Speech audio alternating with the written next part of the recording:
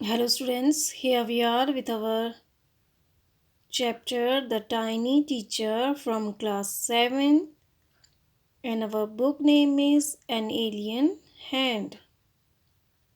So, take out your book, An Alien Hand. So, we read our first chapter, which is The Tiny Teacher. तो देखो, आज बच्चों हम अपना जो हमारी बुक है सेवन्थ की सेकंड बुक जो है हमारी एन एलियन हैंड, उसका पहला चैप्टर पढ़ेंगे, the tiny teacher.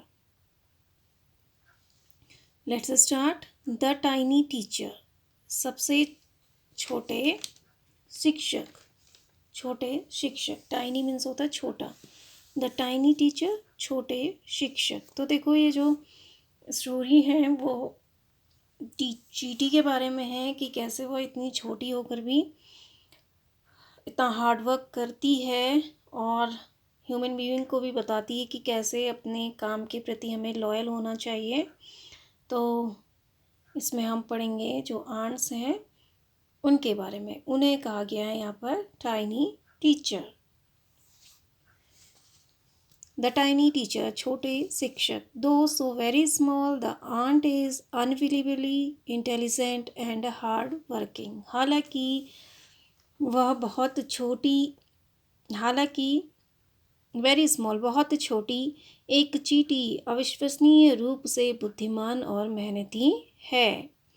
Among the various kinds the commonest ant is black और रेड। विभिन्न प्रकारों में से सबसे आम चींटी काली और लाल है। Ants live in comfortable homes called ant hills.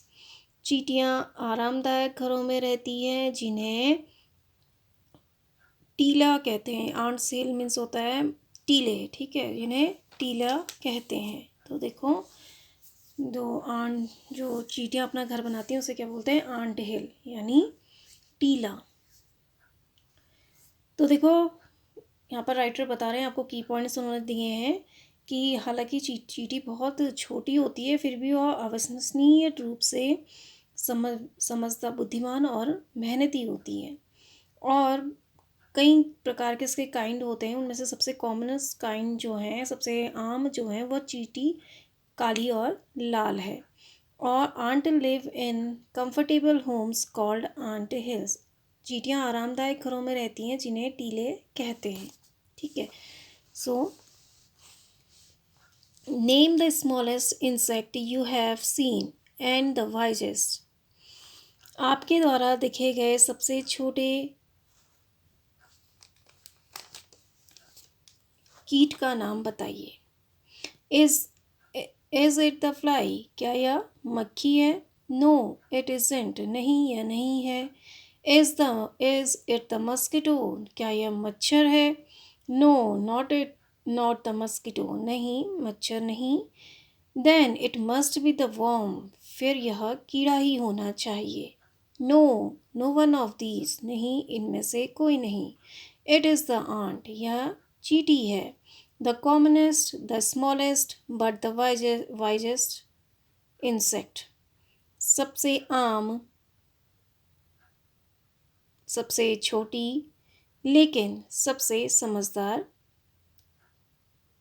कीड़ा। इंसेक्ट मीन्स कीट।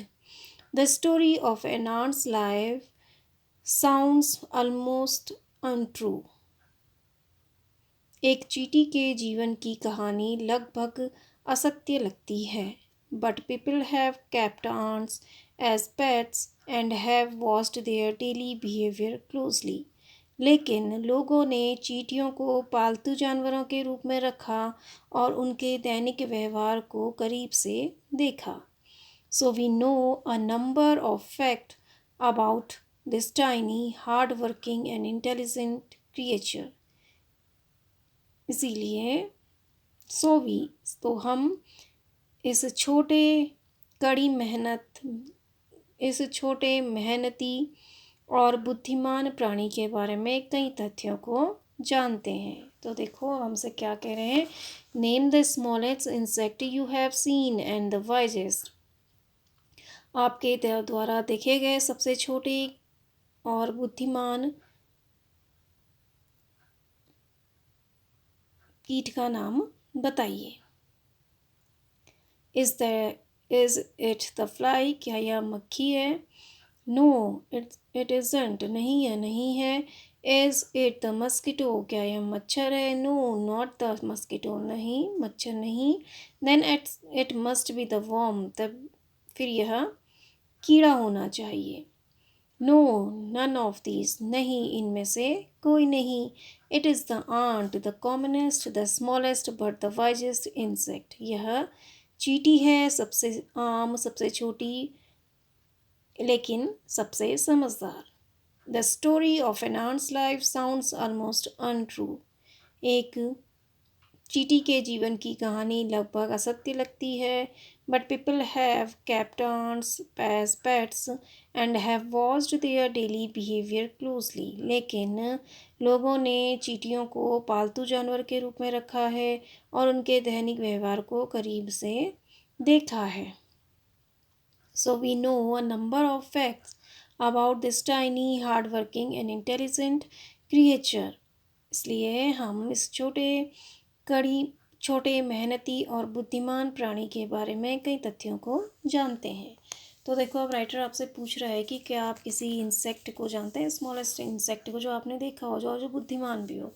तो आप कह रहे हो कि ये फ्लाई है, तो राइटर कह रहे हैं नहीं। क्या ये मस्किटो है? कह रहे हैं नहीं। क्या ये कीड़ा है? तो वो भी नहीं। तो ये क्या है? एक आंट है, जो सबसे आम है, सबसे छोटी है, लेकिन बुद्धिमान है।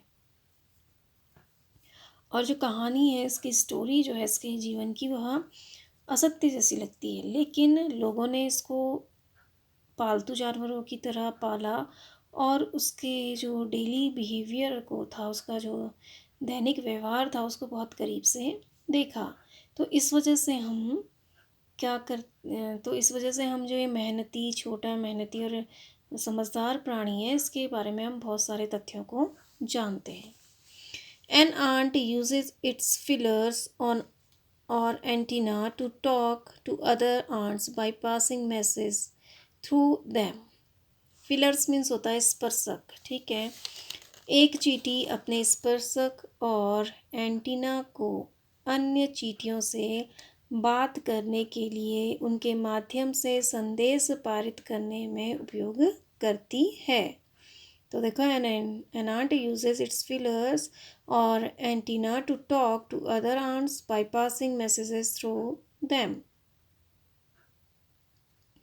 एक चींटी अपने स्पर्शक और एंटीना को अन्य चींटियों से बात करने के लिए उनके माध्यम से संदेश पारित करने में उपयोग करती है। तो देखो, अपने जो उसके फीलर्स होते हैं आगे के, ये जो जिसको एंटीना जैसे जो उसके होते हैं, स्पर्शक उनको बोलते हैं, तो उनसे वो क्या करती है, अपने मैसेज थ्रू पास करती है उसके द्वारा अन्य चींटियों से बातें करने के लिए। Watch a row of ants moving up or down the wall। दीवार से ऊपर या नीचे चींटियों जाते हुए चींटियों की पंक्ति देखो। तो कह रहा है watch a row of ants moving up और डाउन द वॉल। दीवार में ऊपर नीचे चढ़ती हुई चींटियों की एक पंक्ति देखो। Each ant greets all others coming from the opposite direction by touching their feelers। feelers क्या बचाया था मैंने? स्पर्शक। तो each ant greets मीन्स होता है अभिवादन करना। Each ant greets all others coming from the opposite direction by touching their feelers। प्रत्येक चींटी अपने विचारों को स्पर्श करके विपरीत दिशा से आने वाली सभी लोगों का अभिवादन करते हैं, ठीक है। तो each ant greets all others coming from the opposite direction by touching their feelers. जो उनके स्पर्शक हैं उन्हें छूकर, ठीक है। तो प्रत्येक चींटी विपरीत दिशा से आने वाली सभी लोगों के स्पर्शकों को छूकर, सभी लोगों के उनके स्पर्शों को छूकर विपरीत दिशा से आने वाली चींटियों का अभिवादन करती है। तो each ant greets all other coming from the opposite direction by touching their feelers. प्रत्येक चींटी उनके स्पर्शकों को छूकर विपरीत दिशा से आने वाली सभी लोगों का अभिवादन करती हैं। तो देखो, आपने देखा होगा चींटियाँ एक जगह पर इस दीवार पर चलती हैं तो एक दूसरे को मिलती हुई जाती हैं, देखा एक दूसरे को। तो वो जो उनके स्पर्शक होते हैं उससे वो एक दूसरे को टच करते हुए उनको ग्रीट करती हैं, एक दूसरे को क्या करती हैं, अभिवादन करती हैं। तुमने भी देखा होगा ना, ऐसे चींटियाँ चलती हैं, इधर इस साइड से भी आती हैं, इस साइड से भी आती हैं, तो बीच में वो जिस तरह से पिक्चर में दिख रहा है तो ऐसे ही वो मिलती हैं। तो वो क्या होती हैं, जो उनके स्पर्शक होते हैं, फिलर्स होते हैं, उनसे एक दूसरे को क्या करती हैं, वो अभिवादन करती हैं। ठीक है।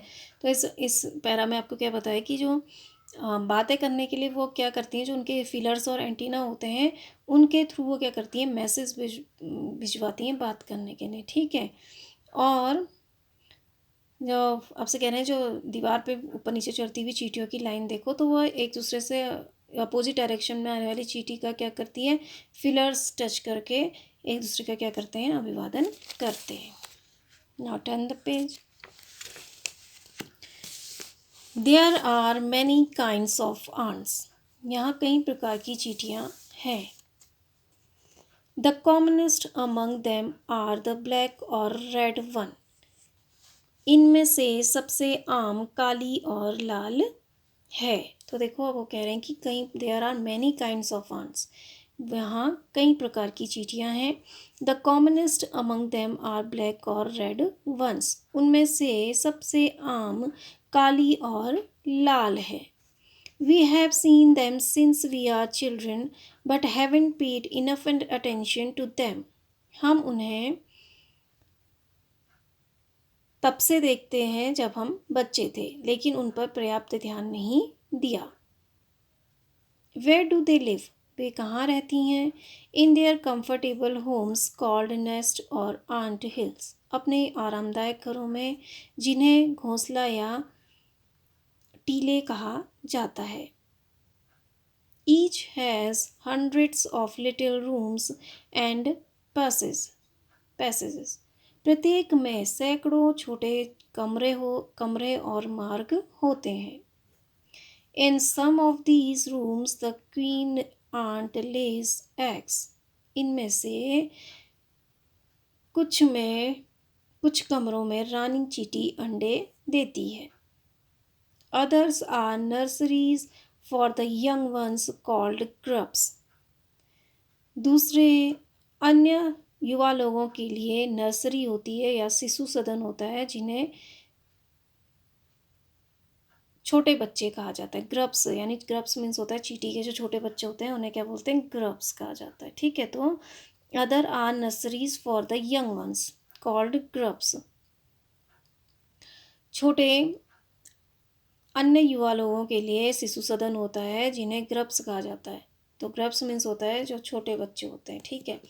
तो देखो, अब यहाँ पर आपसे कह रहे हैं there are many kinds of ants। कई प्रकार की चींटियाँ होती हैं। The commonest among them are black और रेड वंस। और उनमें से सबसे आम लाल और काली होती है। तो वो कह रहे हैं कि चींटियाँ तो कई प्रकार की होती हैं, लेकिन उनमें से सबसे कॉमन, सबसे आम जो होती हैं वो नीली और काली चींटी होती हैं। ठीक है। और फिर कह रही है we have seen them since we are children but haven't paid enough attention to them. हमने उन्हें तब से देखा है जब हम बच्चे थे, लेकिन हमने उनकी तरफ पर्याप्त ध्यान नहीं दिया। Where do they live? वे कहाँ रहते हैं? In their comfortable homes called nest और आंट हिल्स। उनके आरामदायक घरों में, जिन्हें वे घोंसला या रेत के टीले कहते हैं। तो देखो, अब आप कह रहे हैं कि जो कॉमन होती है वो लाल और काली होती है, और हम उन्हें बचपन से देखते आ रहे हैं, कह रहे हैं चींटियों को, लेकिन हमने उनमें कभी कोई पर्याप्त ध्यान नहीं दिया। अब आपसे पूछ रहे हैं कि वे कहाँ रहते हैं। तो चींटियाँ कहाँ रहती हैं? अपने आरामदायक घरों में रहती हैं, जिसे घोंसला या आंट हिल यानी टीले कहा जाता है। ठीक है। तो each has hundreds of little rooms and passages. प्रत्येक में सैकड़ों छोटे कमरे और मार्ग होते हैं। तो देखो, जो आंट हिल है, आपने भी देखा होगा, छोटा सा टीला जैसा होता है रेत का। तो उसमें क्या होता है कि उसके अंदर क्या होता है, सैकड़ों छोटे कमरे और रास्ते होते हैं। In some of these rooms the queen and ant lays eggs. इनमें से कुछ में रानी चींटी अंडे देती है, ठीक है। तो ये जो कमरे होते हैं, इनमें से कुछ कमरों में जो है, जो रानी चींटी होती है वो अंडे देती है। Others are nurseries from the young ones called grubs. अन्य युवा लोगों के लिए शिशु सदन होते हैं जिन्हें ग्रब्स कहा जाता है, यानी जिन्हें छोटे बच्चे कहा जाता है, ठीक है। तो वहाँ पर एक नर्सरीज भी होती है यानी शिशु सदन, जहाँ पर वो छोटे बच्चे रहते हैं। Workers have their reserve quarters. Workers have their reserve quarter. तो जो वर्कर्स होते हैं यानी जो कर्मचारी होते हैं, उनके लिए अपना एक आरक्षित निवास होता है, ठीक है। तो जो वर्कर्स होते हैं, जो जो काम वाम करते हैं, तो उनका क्या होता है, अपना अलग से रिजर्व क्वार्टर्स होते हैं, यानी अलग से आरक्षित क्वार्टर्स होते हैं, उनके घर निवास होते हैं, ठीक है। तो workers have their reserve quarters.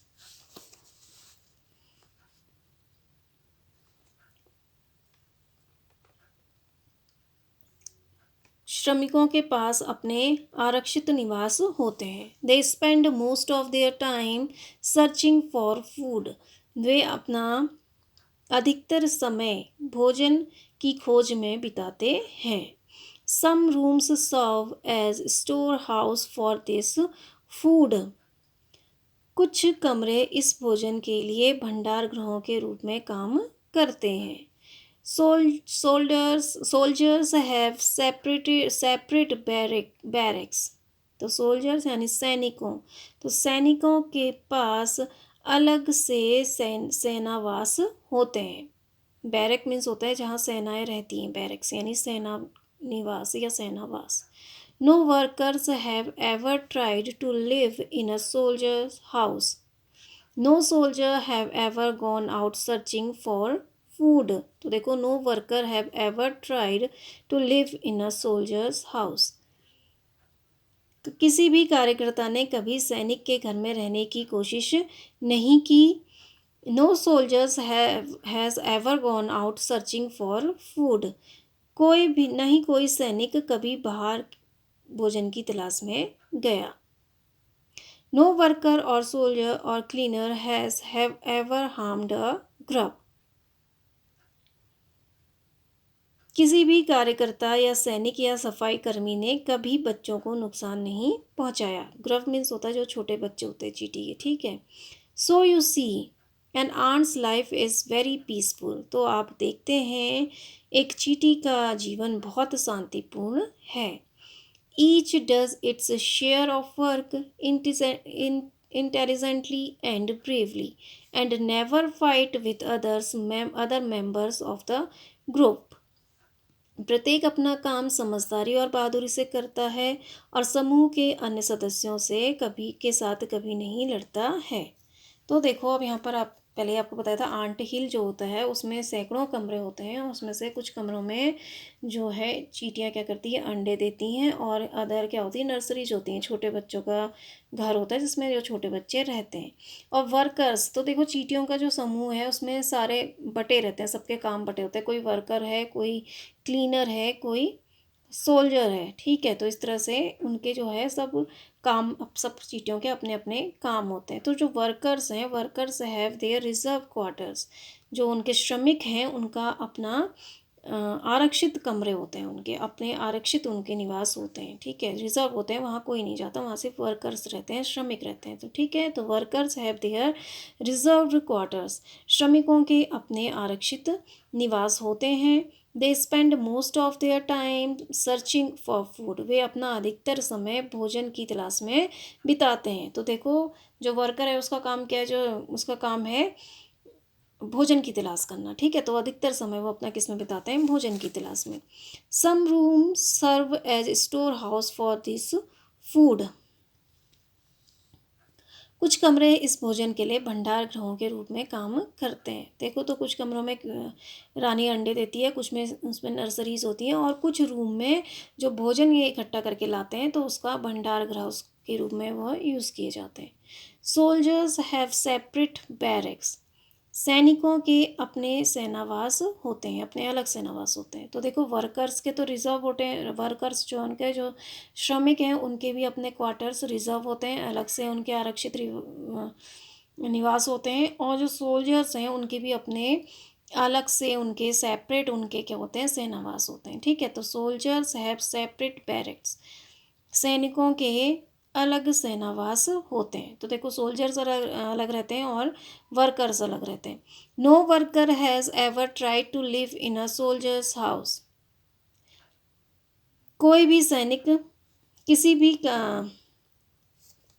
कार्यकर्ता ने कभी सैनिक के घर में रहने की कोशिश नहीं की। तो no workers has ever tried to live in a soldiers house, किसी भी कार्यकर्ता ने कभी सैनिक के घर में रहने की कोशिश नहीं की। तो देखो वर्कर जहाँ उसका रिजर्व है वहीं जाके रहता है, वो कभी सोल्जर्स के जो सोल्जर के अपना घर होता है वहाँ पर जाके वो नहीं रहता है। ठीक है, no soldier has ever gone out searching for food, ना ही कोई सैनिक कभी भोजन की तलाश में बाहर जाता है। ठीक है, तो सोल्जर कभी नहीं जाता भोजन की तलाश में, जो वर्कर हैं वही जाते हैं, और वर्कर जो हैं वो कभी सोल्जर्स के रूम में नहीं जाते। नो वर्कर और सोल्जर और cleaner has ever harmed a grub, किसी भी कार्यकर्ता या सैनिक या सफाई कर्मी ने कभी छोटे बच्चों को नुकसान नहीं पहुंचाया। ठीक है, तो वह ग्रब जो होते हैं, चींटी के जो छोटे बच्चे होते हैं, उन्हें जो वर्कर हैं, सोल्जर हैं और जो क्लीनर हैं वो कभी नुकसान नहीं पहुंचाते हैं। So you see an ant's life is very peaceful, तो इस तरह से आप देखते हैं एक चींटी का जीवन बहुत शांतिपूर्ण है। Each does its share of work intelligently and bravely, प्रत्येक अपना काम समझदारी और बहादुरी से करता है। And never fights with other members of the group, और समूह के अन्य सदस्यों के साथ कभी नहीं लड़ता। तो देखो जो इस तरह से जो चींटी है, वहाँ पर सबके रूम्स जो हैं, रूम्स भी सबके अलग अलग हैं और सब चीज़ों के लिए रूम रिजर्व हैं। और कोई जो है जिसका जो काम है वो अपना वो काम करता है। ठीक है, जैसे वर्कर का काम है भोजन ढूंढना, तो वो भोजन ढूंढने जाएगा, वो कभी ना ही वो कभी एक दूसरों के कमरों में जाके जाते हैं। ठीक है, तो इस तरह से जो चींटी का जीवन है वो बहुत शांतिपूर्ण तरीके से बीतता है, ना ही कोई किसी को से लड़ता है और ना ही कोई किसी को हार्म पहुंचाता है। तो सब अपना जो काम है वो समझदारी और बहादुरी के साथ करते हैं। तो एक डिसिप्लिन्ड लाइफ होती है चींटी की। ठीक है, तो आपको दिखा अभी तक कि जो आंट हिल जिसमें वो रहते हैं उसमें सबके लिए कुछ कमरे में अंडे देती है जो क्वीन होती है, और कुछ में उनके बच्चों को रखने के लिए नर्सरीज होती हैं, और कुछ रूम्स में खाना स्टोर होता है। और जो वर्कर्स हैं, सोल्जर्स हैं, सबके अपने अपने रूम रिजर्व होते हैं, कोई एक दूसरे के रूम में नहीं जाता है। और जो सोल्जर्स होते हैं वो खाने की तलाश में कभी बाहर नहीं जाते हैं। वर्कर जो होते हैं, जो श्रमिक होते हैं, वही खाने की तलाश में बाहर जाते हैं। Now the queen ant has a pair of wings which she cast off before she began to lay eggs. तो देखो अब आपसे कह रहे हैं कि the queen ant has a pair of wings, रानी चींटी के पास पंखों का एक जोड़ा होता है, विच सी कास्ट ऑफ, जिसे वह गिरा देती है, before she begin to lay eggs, जब वह अंडे देने से पहले, जब वह अंडे देना शुरू करती है तो वह जो अपने पंखों को क्या करती है, गिरा देती है। तो देखो इसमें कहा है कि the queen ant has a pair of wings which she cast off before she begins to lay eggs, रानी चींटी के पास एक पंखों की जोड़ी होती है जिसे वे अंडे देने से पहले गिरा देती है। Eggs hatch and become grubs. Grubs change into cocoons and cocoon break to bring forth complete ant.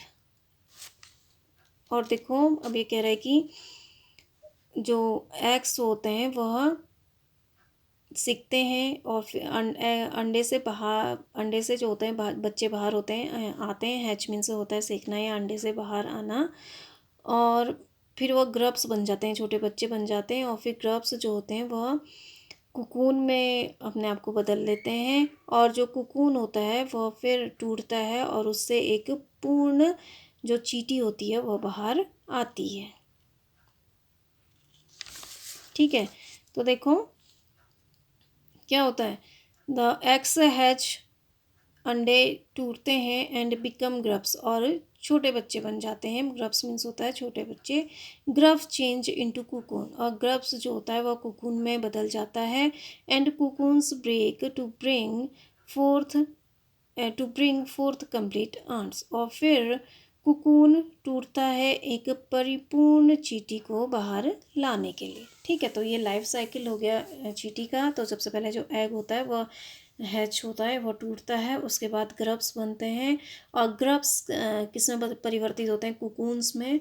और जो कुकून फिर टूटता है जो पूरी परिपूर्ण जो चींटी होती है उसको बाहर लाने के लिए। ठीक है, The Life of an Ordinary Ant in the Ant Hill is a book which many of us seldom open. The Life of an Ordinary Ant in the Ant Hill.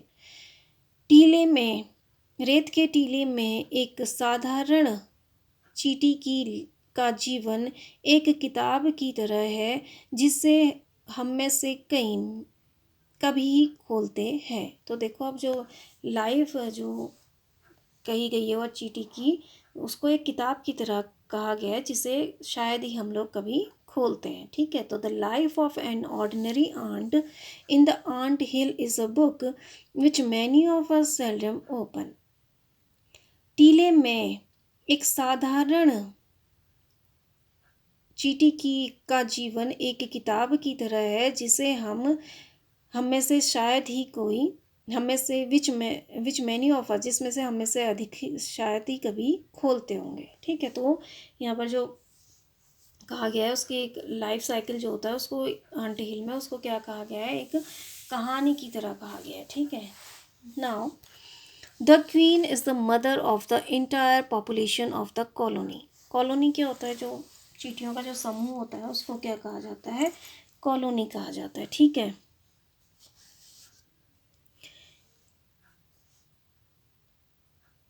तो the queen is the mother of the entire population of the colony. रानी अपने समूह के पूरी जनसंख्या की माँ होती है। ठीक है, जो चींटी क्वीन, जो क्वीन होती है, जो रानी होती है, the queen is the mother of the entire population of the colony. तो चींटियों के समूह को क्या कहा जाता है, कॉलोनी। तो रानी अपने समूह की पूरी जनता की माँ होती है। It lives for about 15 years, वह लगभग 15 वर्ष तक जीती है। It has a pair of wings, उसके पास पंखों की एक जोड़ी होती है। But bites them off after its wedding flight, लेकिन अपनी शादी की उड़ान के बाद वह इसे काट देती है। This flight takes place on a hot summer day, यह उड़ान एक तेज गर्मी के दिन में होती है। The queen leaves the nest and goes out to meet a male ant और drone high up in the air. चींटी अपने घोंसले को छोड़कर बाहर आती है और एक मादा चींटी, या इसको ड्रोन भी कहा जाता है, मादा चींटी या ड्रोन, यानी उसको नर मधुमक्खी से मिलने के लिए हवा में ऊपर चली जाती है। On its return to earth it gets rid of its wings and then does nothing but lay eggs.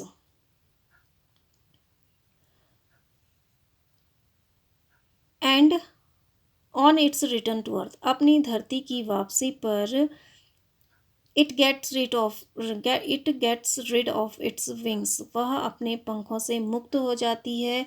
And then does nothing but lay eggs, और फिर कुछ नहीं करती सिवाय अंडे देने के। ठीक है, तो देखो अब यहाँ पर आपको क्वीन जो होती है, क्वीन आंट जो है उसके बारे में बताया गया। ठीक है, तो जो क्वीन आंट है, the queen is the mother of the entire population of the colony.